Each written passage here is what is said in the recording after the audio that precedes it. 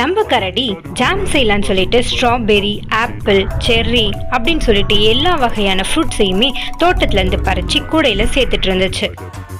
இந்த எல்லா பழத்தையும் ஒன்றா பார்க்குறதுக்கு அதுக்கே ரொம்ப ஆசையாகவும் சாப்பிட்றதுல ஆர்வமாகவும் இருந்தது. இன்னும் இவ்வளோ டேஸ்ட்டாக இருக்கேன்னு சொல்லிட்டு கரடி இந்த ஜாம் எல்லாம் ஸ்டோர் பண்ணுறதுக்கு அழகாக பாட்டில்ஸை கொண்டு வந்து அடுக்கி வச்சுட்டு இருந்தது. எவ்வளோ அழகாக அடுக்குது பாருங்களேன். அதுக்கப்புறம் அடுப்பை ரெடி பண்ணி பற்ற வச்சிருச்சு. அதுக்கப்புறம் பேனை கொண்டு வந்து அடுப்பு மேலே வச்சு அது செய்ய ஃபஸ்ட்டு க்ரீம் எல்லாத்தையுமே அதுக்குள்ளே போட்டுது. அது கூட ஸ்ட்ராபெரியும் போட்டு நல்லா மிக்ஸ் பண்ணிகிட்டே இருந்தது. அதை ஸ்டோர் பண்ணுறதுக்காக ஜார் எடுத்துகிட்டு வரலான்னு போனப்போ அந்த கேப்பில் மாயா வந்து அந்த கூடையில் இருந்த ஒரு பழம் விடாமல் மொத்தத்தையுமே காலி பண்ணிடுச்சு. மீதி இருந்த அந்த விதைகளையும் காம்பையும் தான் கீழே போட்டிருந்தது. இதை பார்த்து நம்ம கரடிக்கோ என்ன எல்லாத்தையும் சாப்பிட்டியா, இதையும் சாப்பிட போறியா, இதுதான் மீதி இருக்குது, சூடாக வேற இருக்குன்னு சொல்லிட்டு கரடி பயந்து போய்கிட்ட போனால் அது மாட்டுட்டு டேஸ்ட் பண்ணிட்டு ரொம்ப எம்மியாக இருக்குது, இந்த நீ ஒரு வாய் சாப்பிடுன்னு சொல்லி கரடி கிட்ட கொடுத்தது.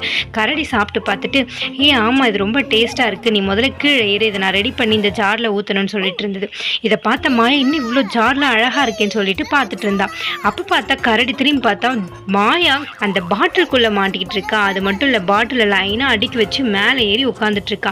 அந்த பாட்டிலை கரடி தெரியாமல் தட்டி விட அது நேராக போய் ஜாம்குள்ளே விழ பார்த்தது. எப்படியோ கரடி அதை பிடிச்சிட்டு இருந்துச்சு. அந்த பாட்டிலுக்குள்ளேருந்து மாயாவை எடுக்கிறதுக்காக தட்டி பார்த்துச்சு, உலுக்கி பார்த்துச்சு, அதால் வரவே முடியல. ஒரு வழின்னு சொல்லிட்டு கரடி அந்த பக்கமாக போனால் மாயா ஈஸியாக பாட்டில் எடுத்துட்டா. அப்போ அந்த கரடி கிட்ட வேணும்னே தான் விளையாடிட்டு இருக்கா.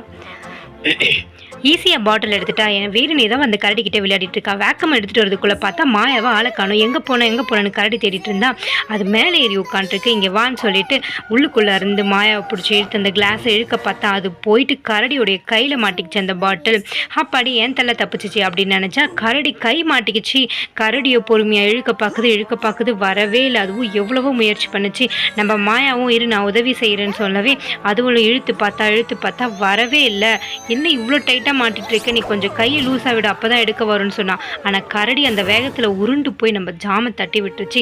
இருந்த ஒரு பேன ஜாமையும் இப்படி நானே தட்டி விட்டேனேன்னு சொல்லிட்டு அதை பார்த்துட்டு ரொம்ப சோகமாக அதை அடிச்சுக்கிச்சு. பார்த்த அந்த பாட்டில் அதுக்கு அடியும் வேற விழுந்துருச்சு. இதை பார்த்த மாயா வேற ரொம்ப சோகமாயிட்டா. கரடியை கோச்சிக்கிட்டு கூட எடுத்துட்டு திருப்பி பழத்தெல்லாம் கலெக்ட் பண்ணுறதுக்காக போயிடுச்சு. இதுக்கப்புறம் என்ன நடந்ததுன்னு தெரிஞ்சுக்கோங்க. லைக் பண்ணுங்கள், ஷேர் பண்ணுங்கள், சப்ஸ்கிரைப் பண்ணுங்கள்.